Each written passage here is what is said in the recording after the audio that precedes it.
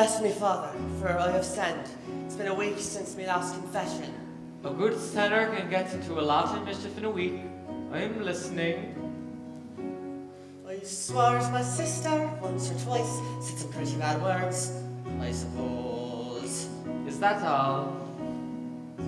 And I thought about killing my supervisor a number of times. God knows. Now you're talking. And I slept through your sermon. Sorry, Father, I don't know where I've been. The way that my mind keeps wandering, Father. That's a sin. Dear Father, forgive this poor lonely sinner, Alfie Byrne. He thinks about Robbie all the time, and there's nobody he can tell. I cheated the Dublin bus company by letting a girl ride for free. And he's struggling with his Catholic guilt, and he's certain he's bound for hell. And I led someone to believe he had a lead in the road when his tongue is the parting one. And he feels like his heart is bursting, Father. How can his life begin? Another day's going by him, Father. It's a sin. It's a sin. When there's music like nothing you've heard, if you know the right jukebox to play. When there's glasses to raise and the praise of surviving the day. But you're here in the dark in a little box with a fella who might know less than you. Then he'll hurry home and lock the locks. Another box to climb into. For God's sakes, man, tell him, and then we'll have a pint. Is that all, my son? There's one other thing you ought to know. I've been trying to find the words. And what would that be?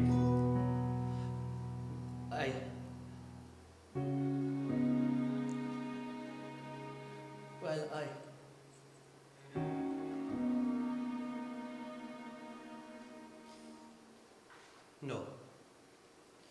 That's all I have to say. Say forth our marries to our fathers, and next time, don't take so much time telling me the same old sins, Alfie Byrne.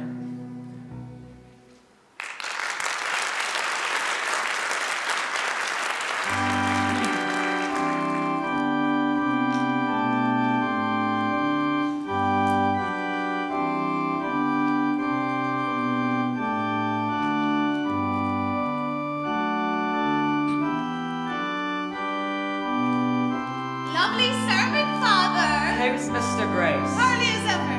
Thanks. Thank God for a little play. Yes, well, are you sure you would rather be doing last year's production, The Importance of Being Earnest? Once discovered drama, tragedy, even Father, there's no going back to comedy. Instead of tickling your funny bone, I'll be bringing out your heartstrings this time.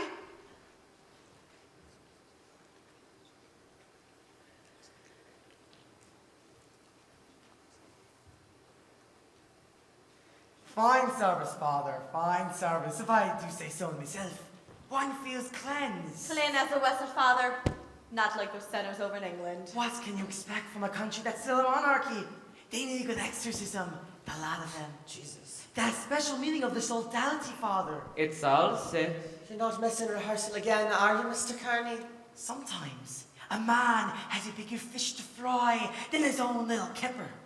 That sounds ominous. Only to a sinner. Only to a sinner.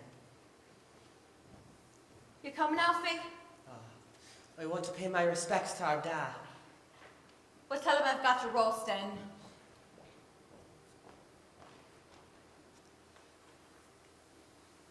That's a lovely bouquet. White French tulips for me Mary's grave. They were her favourite. I wonder if she knows what they cost now.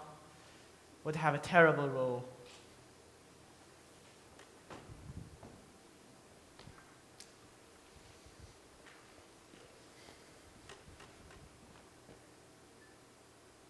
It's gonna be us one day. Maybe for you, no doubt. Gives the men pause. If I could make one beautiful work of art, I shall be able to rob malice of its venom, cowardice of its snare, and pluck out the tongue of scorn by its roots. Something's up with you, Alfie Byrne. You gonna tell me what it is? It's me play. If that's it, you'll be fine. You always are. Do you ever get lonely, Baldy? Of course I do, Alfie. Since Mary passed away, there's scarcely a day. A man is a woman, a helpmate. That's why God made man and woman. Your Mary, she was a big woman.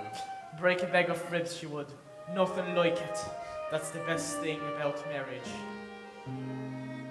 She made us all the bread of angels, and the house was always clean. And the way she pressed her collar, I looked fit to mate a queen.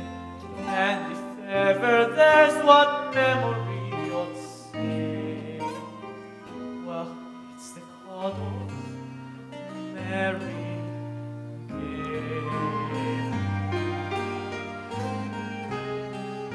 Ah, she was warmer than an oven in the middle of July. For she'd lift me like a feather, then she'd crush me like a fly. It was frightening and wonderful to me. Those massive cuddles Mary gave.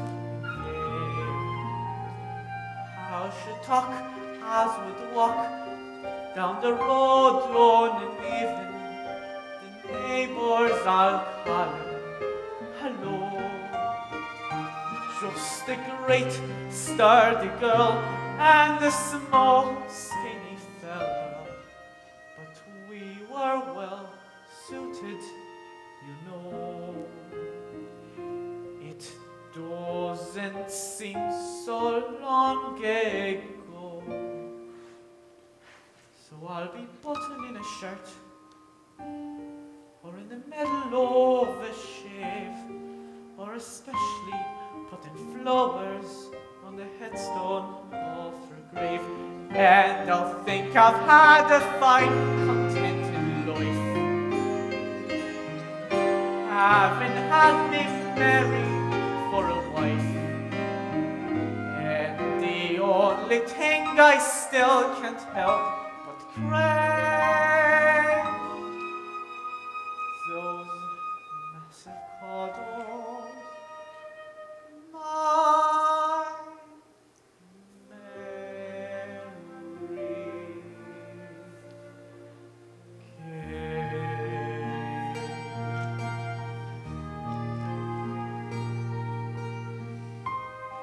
Now that's what you need, a woman to cuddle you. Stop your running around and set you to rights. Your own Princess Salome.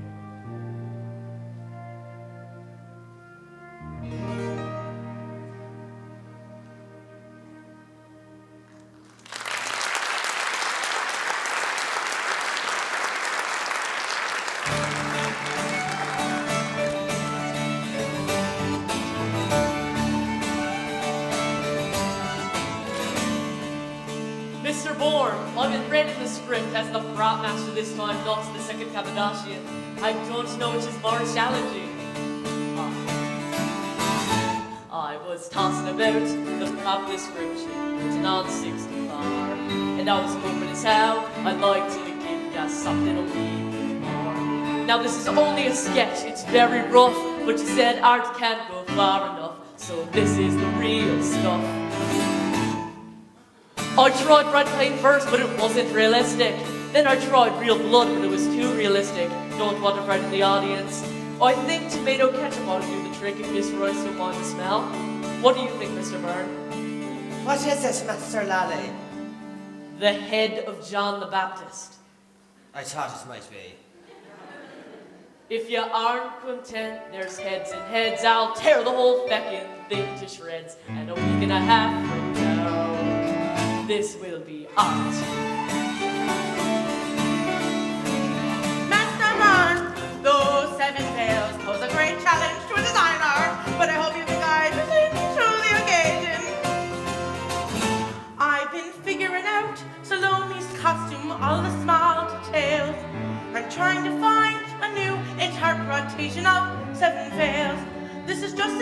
ya, be honest please. But you said art uses what it sees, and they're having a sale on these zippers.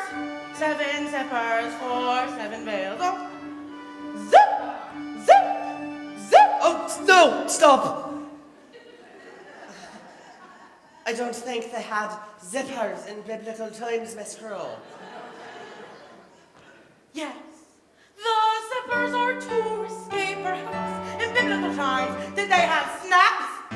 Well, a week and a half from now, this will be ours. Mr. Byrne, look up there, please. I took the image of the moon as my chief inspiration. Well, it gave me a thought for how to get the sets and the lights for free. You see, me brother-in-law, the electrician, owes me a ting or tree. So he gave it a shot. Here's what he made. Cause you said true art is unafraid. And he worked without being paid.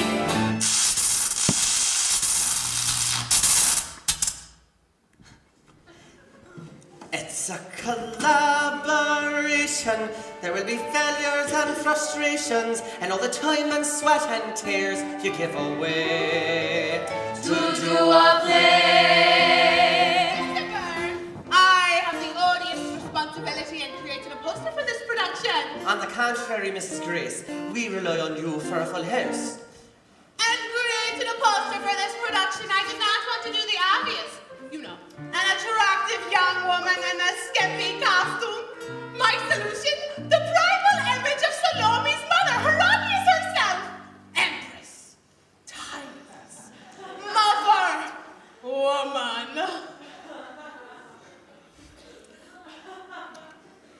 You mean a picture of you? That's a narrow way of looking at it, Mr. Byrne. Mr. Byrne, this play is no piece of cake for the choreographer. I've been struggling with Salome's dance, how not to offend a soul. I want a choreograph to make the dance grow naturally from the role. This is merely a taunt, it might be crap, but you said convention is a trap, so I thought I might try. Tap! 5, 6, 7, 8. Veil number 1.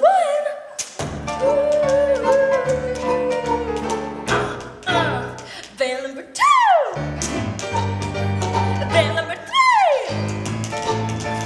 Veil number 4. 5. 6. No, Mrs. Curtin. No? I'm afraid not. Yes, it probably is a bit modern, and the timing is hard for some to learn. Well, a week and a half from now, this will be out. It's a collaboration, and you're part of the creation, and several hundred good ideas may come and go. To serve a show when you're talking about this thing called art, make it your ideal. There is nothing that you will not do to feel what it makes you feel. Let anyone dare to undermine. For art we live, for art we die. And a week and a half from now, the curtains part. A week and a half. The head, the bells, The lights, The plans, the sets. a week and a half from now. This will be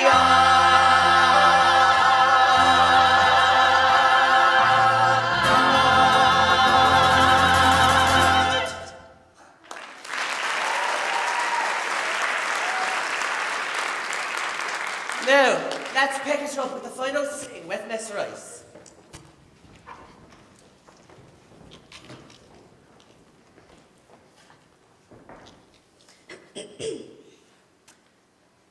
I was a virgin, and thou didst take my virginity. I was chaste, and thou didst fill me veins with fire. Wherefore didst thou not look at me? If thou hadst looked at me, thou hadst loved me. Well, I know thou wouldst have looked at me, and the mystery of love is greater than the mystery of death. Excellent, Adele. We'll try it again with the full company. Mr. Carney is telling people to dirty play, Mr. Byrne. Mr. Carney's upset with the size of his part. I told him there are no small parts, only small actors. No one could ever say that about you, Mrs. Grace. Now, this is for all of us. What we do here, our play, is not real life. And that is Wilde's greatest achievement, to take the crude clay of real life and to transmute it into art. So though Salome is a belly dancer, she is as pure as Quicksilver's pure. You see, Wilde had no life aside from art. He lived in the realm of the aesthetic. He never descended into the sewer. Now, let's try it again. Second Cappadocians. Quickly. Quickly. First Nazarene. First Nazarene.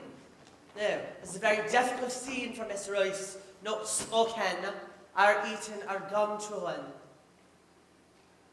What shall I do now, Joe Conan? Neither the floods nor the great waters can quench me passion. Oh, it's my passion. My passion, not me passion. No matter, go on. I was a princess, and thou didst scorn me. And thou didst scorn me. Now, Adele, remember, this is the whole climax of our play, so take your time.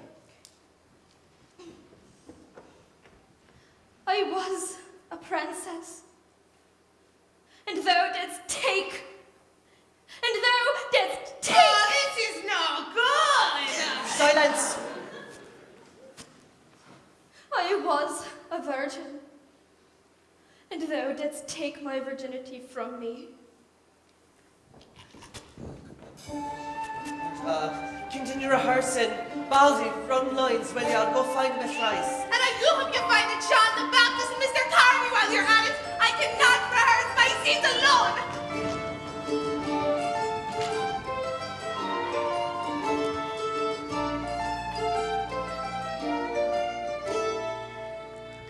It's not your fault. It's mine. I've been It's too hard not on you, you. Mr. Byrne. No, it's the part. Even the great Sarah Bernhardt had trouble with it. It's not the part either.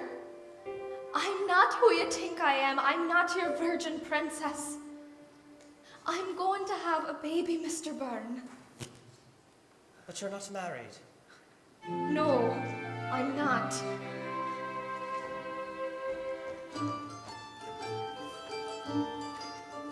Alfie, they watch in the sodality room. Come with me now. Oh, I'm still rehearsing. It'll have to Father. wait.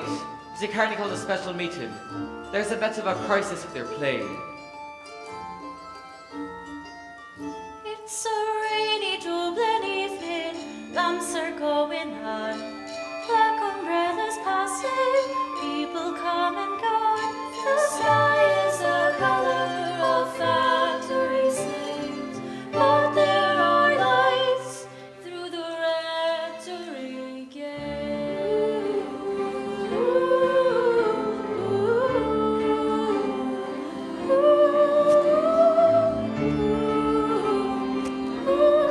My duty to tell Miss O'Dowty what you're up to, Alfie. There's something amiss beneath our roof, the pennies dropped. This play of his is blasphemy and must be stopped. These are confusing times. You read it in the news, you hear it in the songs they play. And in confusing times, believing is our strength. What else is there to guide our way? These agents of corruption, this document of lust, the church will still be here after they're all dust. You are talking about a masterpiece of dramatic literature. To a heathen atheist, your play may be some kind of masterpiece. To a devout Catholic, it's an affront to everything our Lord Jesus Christ stretched out his arms and died for. The play is cancelled, and Saint Imelda's is barred from further use of the hall, next order of business. I was thinking of your soul, Alfie. Nothing else. In these confusing times, I cleave to what I know, a servant of the sacred law. You had one foot in hell. I only meant you well. Listen, Alfie, you know who I am. I know who you are. Queensbury.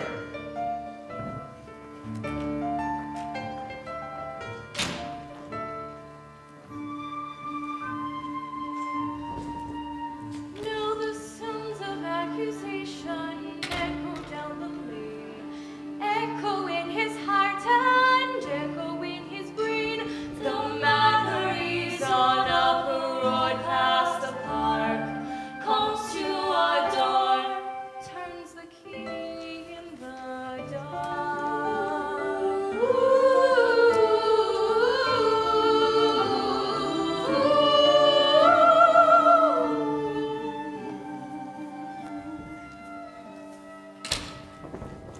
Shite! Hello to you too, Mr. Byrne. I guess this beats anything in one of your plays. You've stopped breathing. It's not healthy, love. Mrs. Patrick, I had no idea. I believe that's the point of an extramarital affair, Mr. Byrne. Now you can have the sodality crucify me.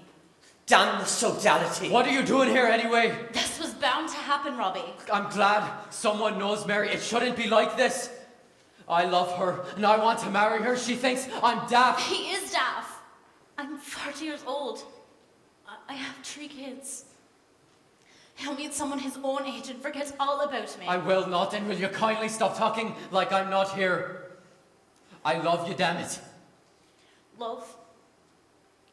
Lord, that word causes more trouble than it's worth.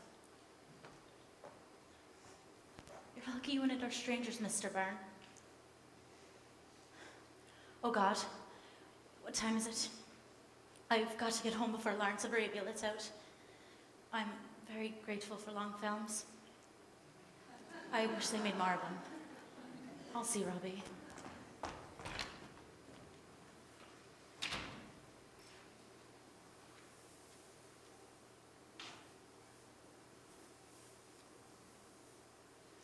Why are you looking at me like that? She's a married woman. Are you gonna judge me, Alf? Tell me I'm a sorry sight.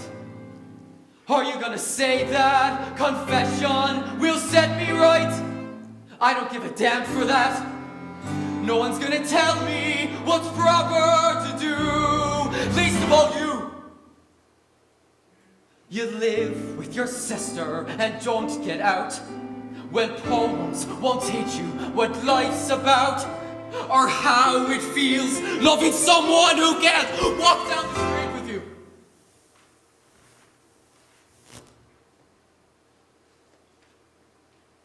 This is my life. This is who I love. Love someone yourself before you judge me.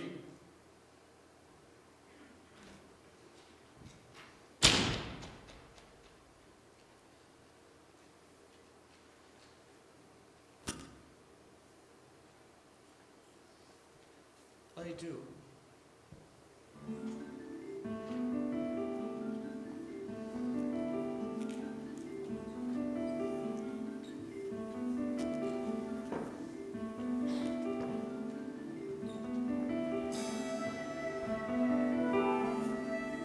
See a dimly lighted window flicker in the blue. Parton's head down the middle, Mr. Byrne.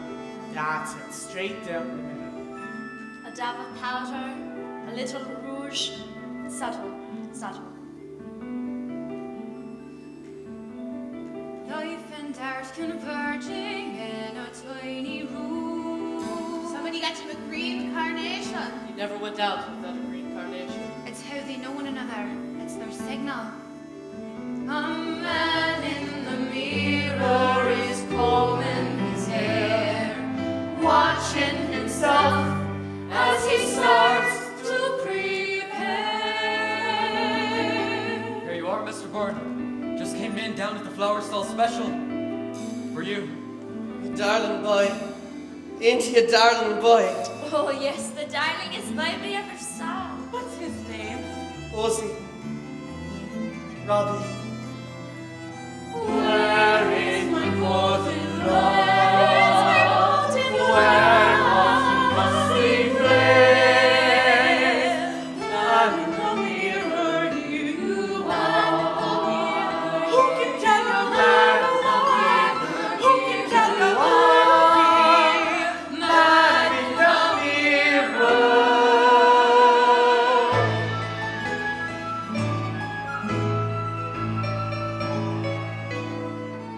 One fiery-coloured moment of great life.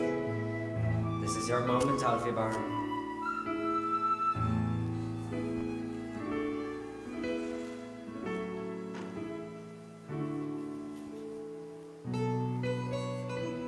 Will you walk with me? But of course, I would consider it an honour. I couldn't have done this myself. Yes, you could. You are, in fact.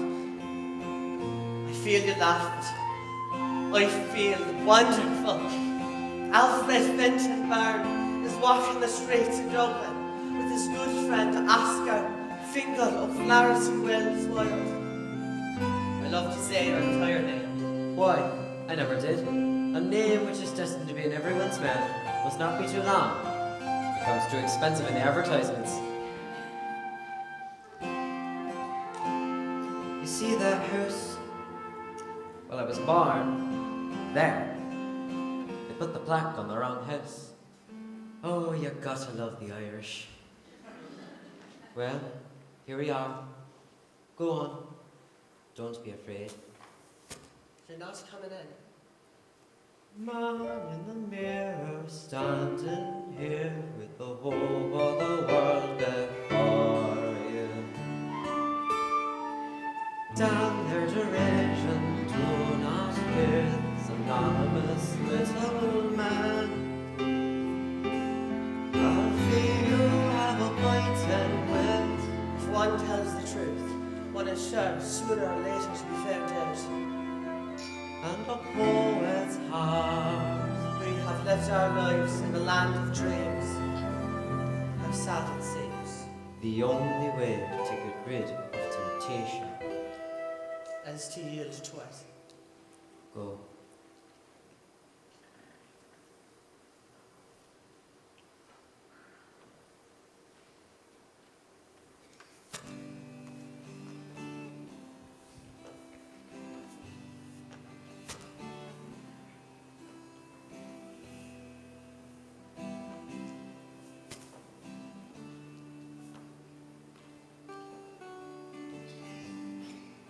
What?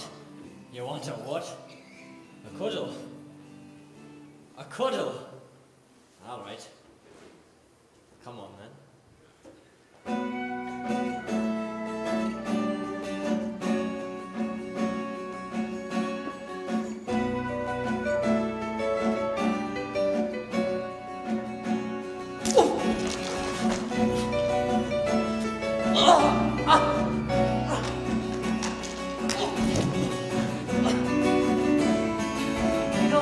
That'll do, man.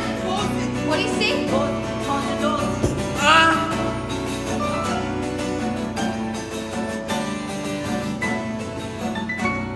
Frickin' queer.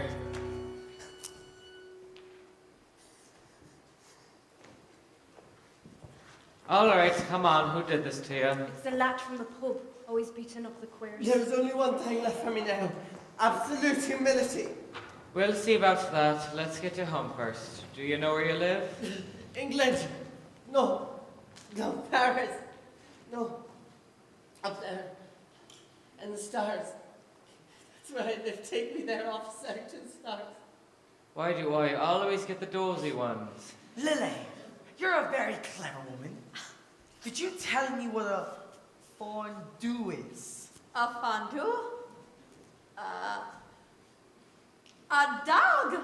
You know, fondue, shiatsu, Chinese dog. Has somebody got one? Mrs. Me was in the shop this morning, and she wants some meat for the fondue. Oh, free scrap she's looking for the little dog. I knew I could rely on you. Jesus, Alfie. What happened? I'm all right. I'm all right. Do you know this man? Know him?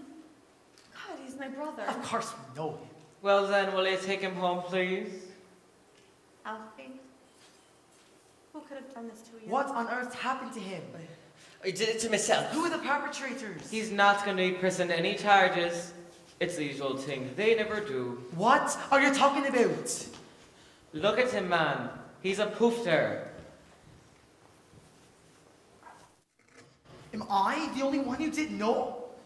How could I have been so stupid? I still can't believe it. Mr. Byrne is an artist. Artists are above that. I'm shaken.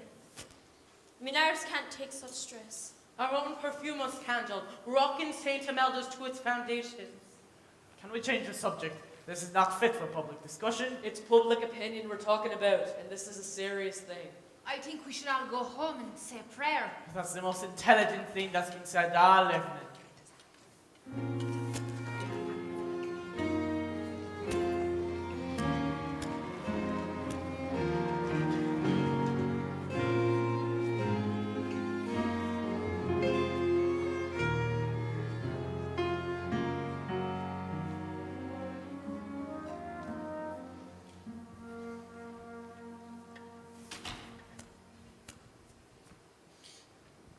Eat.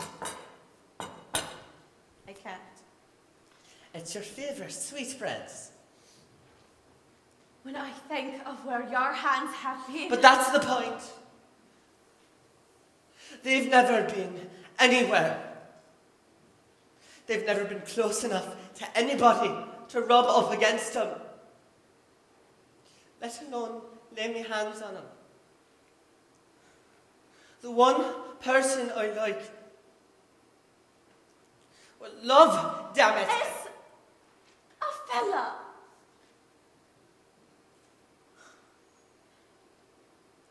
Yes, Lily. It's a fella. But the very idea that I might love him, even feel special toward him, would be so utterly repulsive to him that he wouldn't be able to get away fast enough. So don't worry.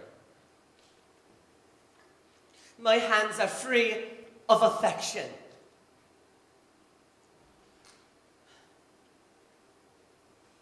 Eat your breakfast. To think that all these years, I never even knew ya. We sat across this table and lived a lie. How stupid could I be? To look but never see. Now tell me why I've wasted half my life and passed up all my chances. I thought I could protect ya. You let me try. How selfish and how cruel to cast me as your fool. And tell me why I still dream about a day I'm dancing at your wedding. I catch your bride's bouquet and wave goodbye. And you, my baby boy, you're finally on your way. You'll never see that day. And Alfie, nor will I. See us setting out our lives, two people at a table. We're like a faded picture in some old frame. You should have told me, Alfie. Why did you never tell me?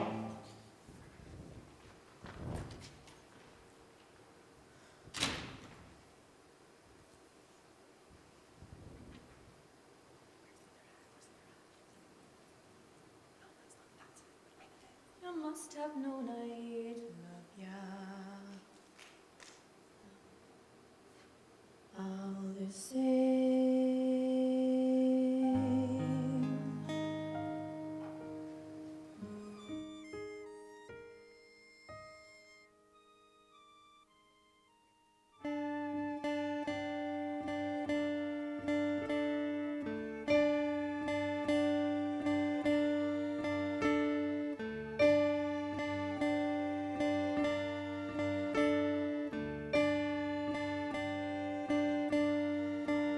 It's another Dublin morning, another Dublin sky. No one says good morning, no one waves goodbye. A man feels the chill and it cuts like a knife as he heads off for the rest of his life.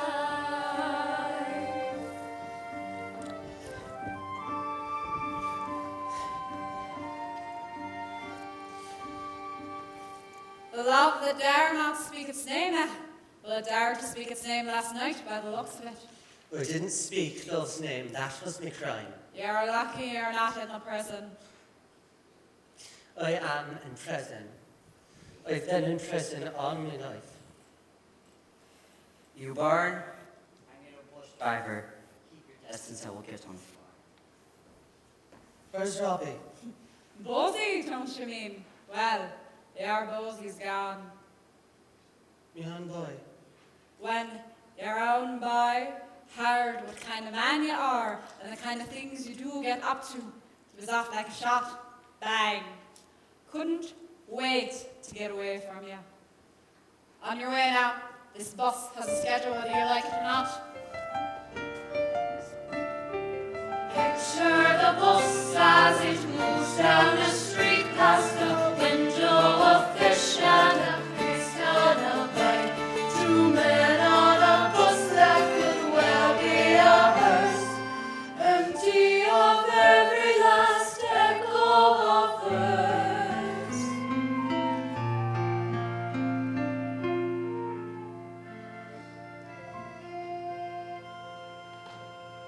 A blue-coated girl with a suitcase in hand enters the bus, but she chooses to stand. Miss Rice. I came to say goodbye. I have to go to England. To England? For me and the baby. He's moving already. Maybe he'll be a dancer, just like his mother. And your fellow John, is he going with you? He doesn't love me, Mr. Byrne. But he must love you. You're having his child, you've been physically intimate. That isn't always love, you know. You're very innocent, aren't you? Man of the world, Mr. Rice, just that. Man of the world. I was telling the truth, wasn't I? When I said I wasn't who he thought I was. We've learned a horrible lesson About me. about myself. People can be hard sometimes, and their words can cut so deep. Choose the one you choose, love, and don't lose a moment's sleep. Who can tell you who to want? Who can tell you what you were destined to be? Oh, Mr. Byrne, there's no fault in loving, no call for shame.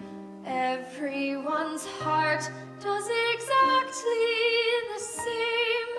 And once you believe that, you'll learn how to say, I love who I love, who I love.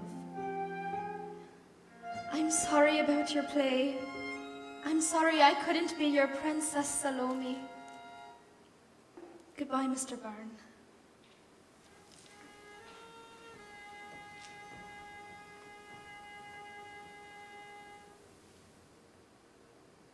Carton. Your little dove has flown, Mr. Byrne. And so have we. Your play has a sad ending. Those who attempt tragedy must be prepared for an unhappy ending. Something like that.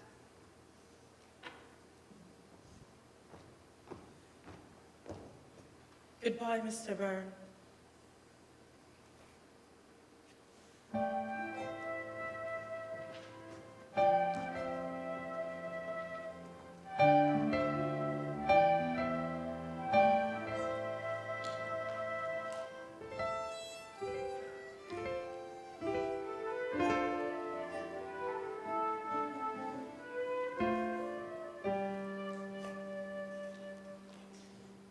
You thought you knew bit of life, you had no clue. You took a step, the world came crashing down on you. And what you feared, the most of all, happened. Well, now you've come to. Welcome to the world. Welcome to the world. At last, you've been taken tickets far too long, my friend, watching the world rolling past. And there's music like nothing you've heard, Mr. Byrne, if you just let it play.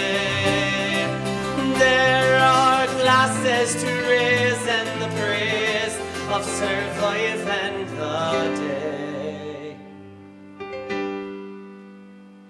For life is clearly something that I can't rehearse. It's dangerous and beautiful and free as verse. And rather than avoid it, it's high time I studied its way. Welcome to the world. I am in the world. That should be enough. And that's all I have to say.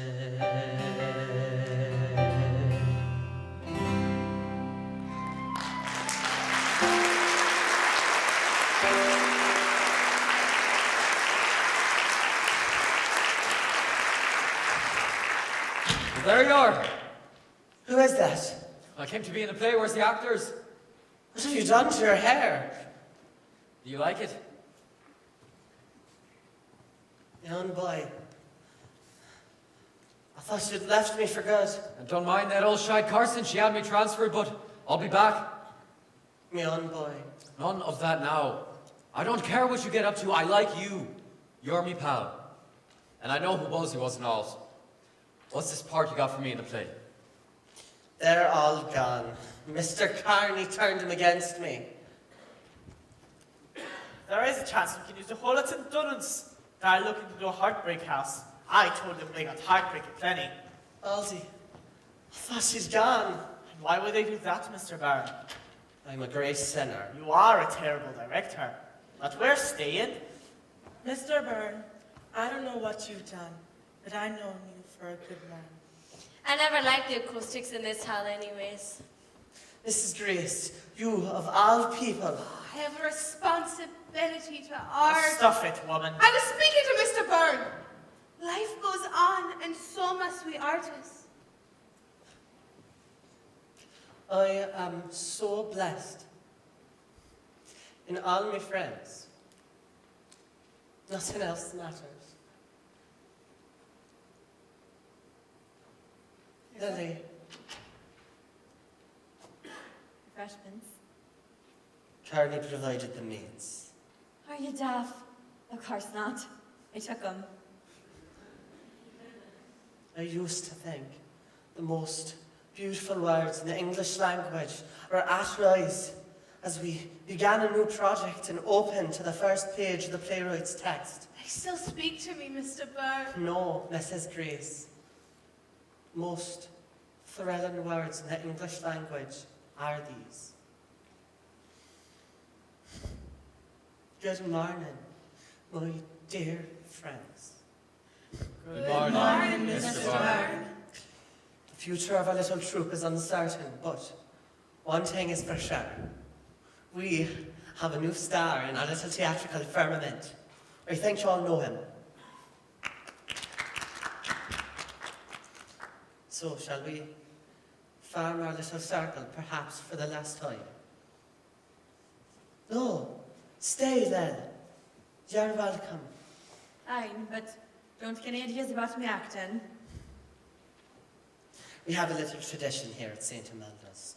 The newcomer reads a little something for us. It's not really an audition, it's more like a rite of passage. It's that blatant poetry again. Read it.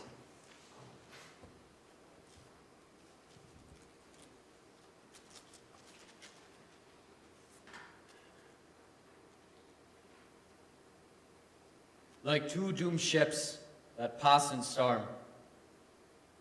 We had crossed each other's way, but we made no sign. We said no word. We had no word to say. For we did not meet in the holy night, but in the shameful day. The prison wall was round us both, two outcast men we were. The world had thrust us from its heart, and God from out his care.